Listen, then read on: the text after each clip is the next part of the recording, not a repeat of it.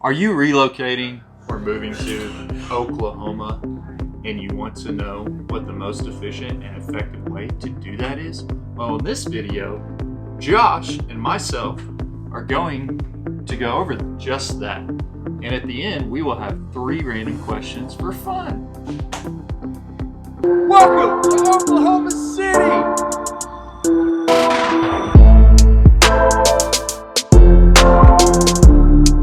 Check out this backyard. Backs up to the green belt there.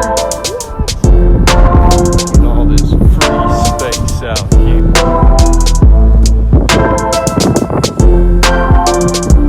Before we get into the video, we want to remind you that the agents we work with us are taking calls, texts, direct messages, emails, and website registrations from buyers just like you daily that we help with their moves to relocations to and selling their current homes. When you're ready to make your move, reach out to me on your preferred method and let us get to work for you. Now, let's get into today's video on the 6 must-do steps to moving to Oklahoma City.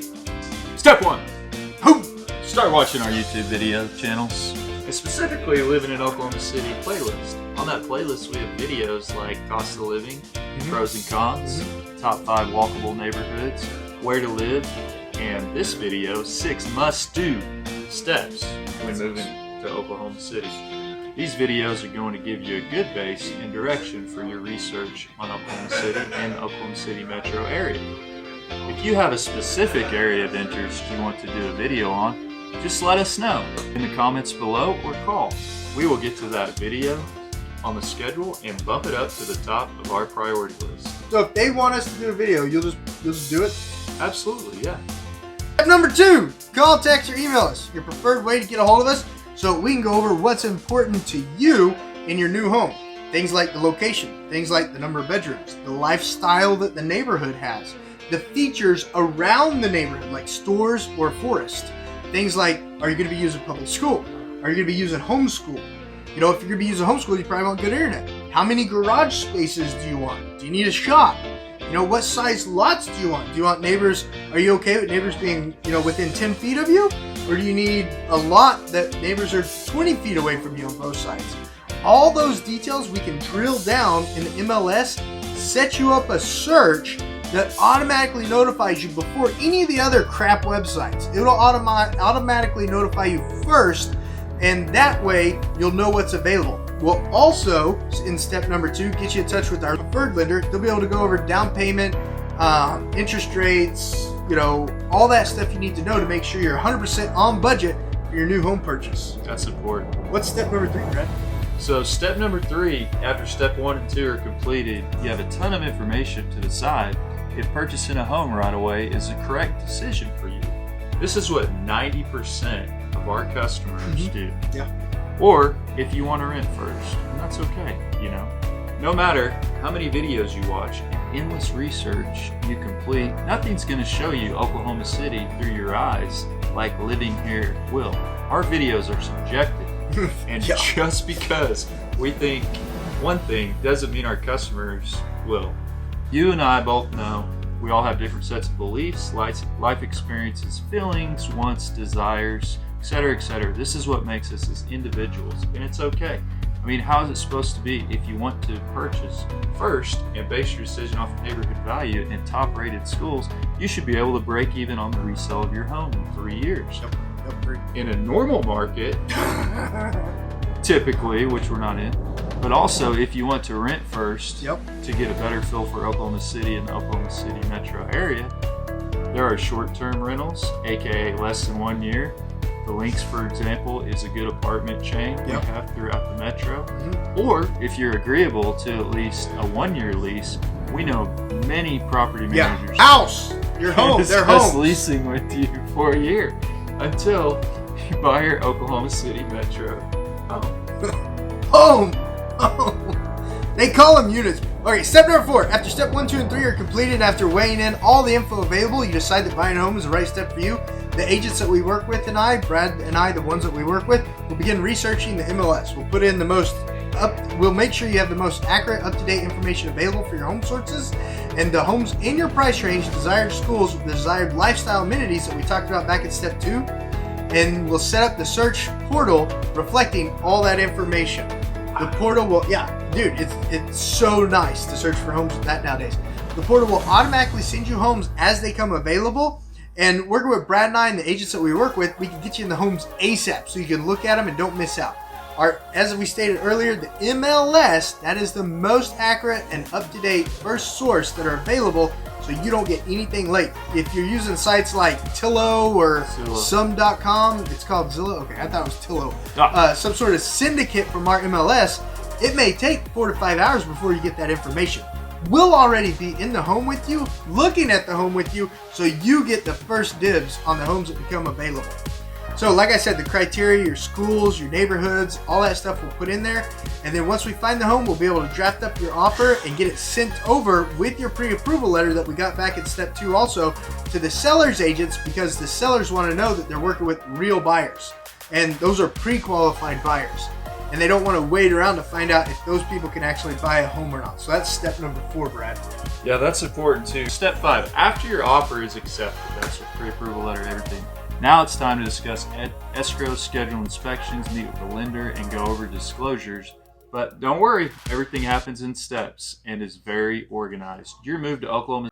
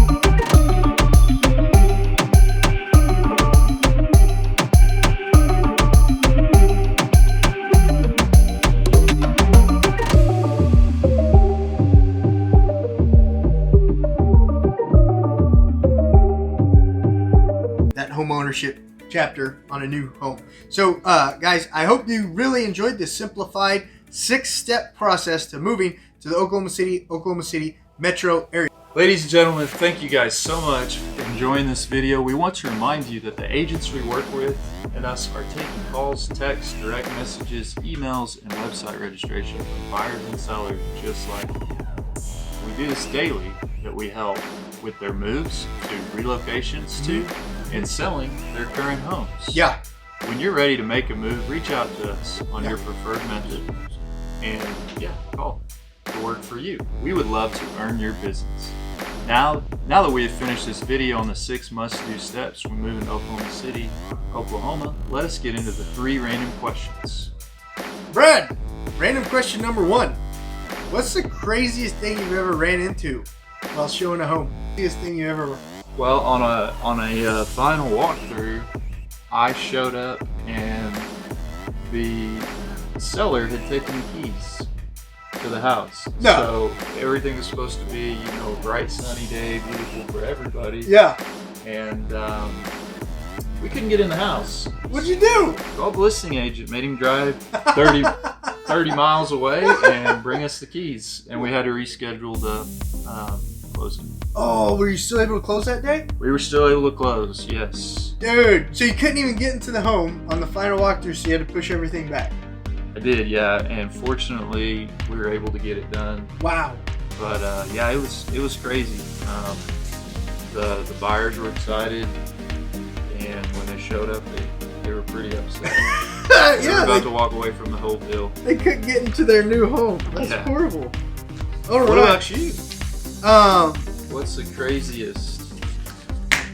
It was probably, I'm gonna say my 3rd year of real estate. It was